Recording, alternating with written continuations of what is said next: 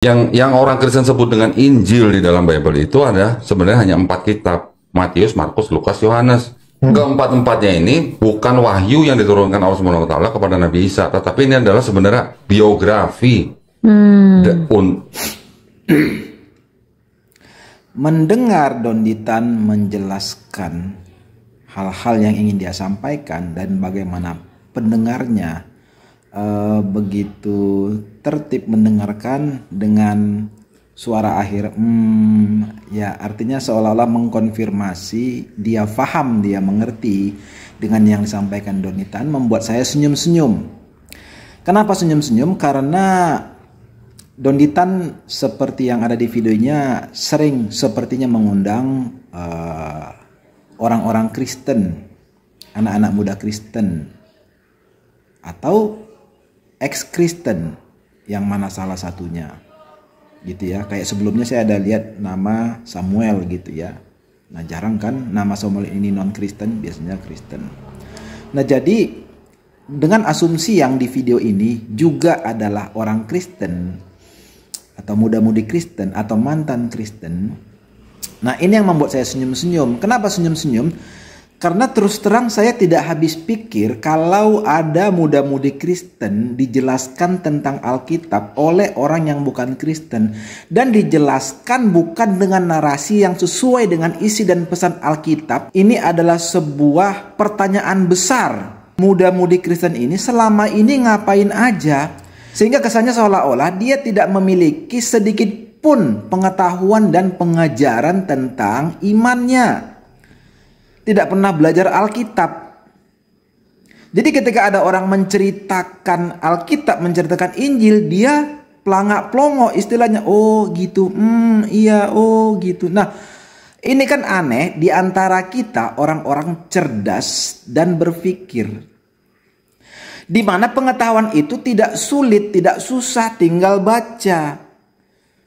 Bahkan saya percaya anak kecil pun, anak sekolah minggu, ketika kita sodorkan apa yang disampaikan Don Ditan dengan apa yang tertulis di Alkitab, maka mereka akan melihat ketidakbenaran dan pertentangan atau ketidaksesuaian yang disampaikannya dengan isi dan pesan Alkitab. Mudah. Itu juga sebabnya mereka itu sering hanya bermain di comot ayat, tidak membaca pasal. Coba perhatikan, pernah nggak ada pengeje Alkitab, orang yang tidak percaya Alkitab menyerang kekristenan, menyerang iman Kristen, menyerang Alkitab dengan membacakan pasal duduk bersama? Mana ada? Itu Elia Miron kemarin bilang, tutup kitab sucimu, aku tutup kitab suciku, ayo kita bicara sejarah. Nah itulah saking pedenya seorang Kristen. Kenapa? Ya jelas pede. Karena Alkitab kita bukan cuma berisi kebenaran atau firman Tuhan, tetapi juga mengandung fakta sejarah. Kan Pak Bambang Nursena juga begitu kemarin. Kamu tutup kitab sucimu, saya tutup kitab suci saya, mari kita bicara sejarah. Wah keren. Cuma Kristen yang berani ngomong gitu. Jadi maksud saya adalah, sebetulnya ini saya tembakannya bukan keluar kekristenan. Bukan. Ini saya jadi melihatnya ke dalam tubuh kekristenan itu sendiri, kepada masyarakat Kristen. Yang saya pertanyakan adalah, yang pertama sekali, di lingkungan keluarga Kristen ini selama ini ngapain aja? Kerohaniannya ngapain aja? Pernah nggak baca Alkitab? Pernah nggak membaca Alkitab secara terstruktur, pasal demi pasal? Pernah nggak para orang tua menjelaskan kepada anak-anaknya itu isi cerita Alkitab? Nah, ini yang pertama. Yang kedua, gereja ngapain aja? Sampai-sampai cobalah lihat tadi. Ada muda-mudi Kristen dijelaskan tentang Alkitab oleh orang yang bukan Kristen, tidak sesuai pula dengan isi Alkitab, pelangak pelongok malah oh iya.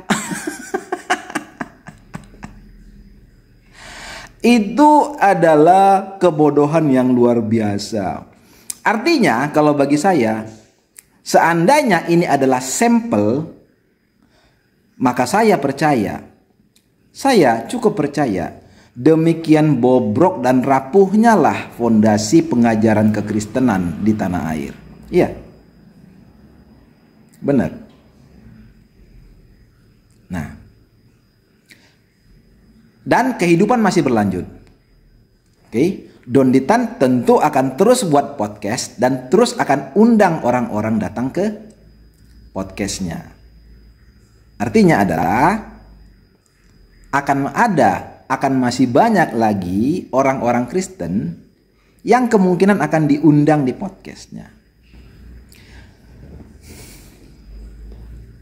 Nah, yang mau saya tanyakan adalah, adakah langkah pembenahan, pembekalan, perbaikan yang akan diambil oleh gereja-gereja, oleh keluarga-keluarga Kristen, atau tetap dengan sikap seperti saat ini? Hampir bisa dikatakan tidak ada gerakan perubahan. Karena teman saya bilang, teman saya punya pendapat yang unik.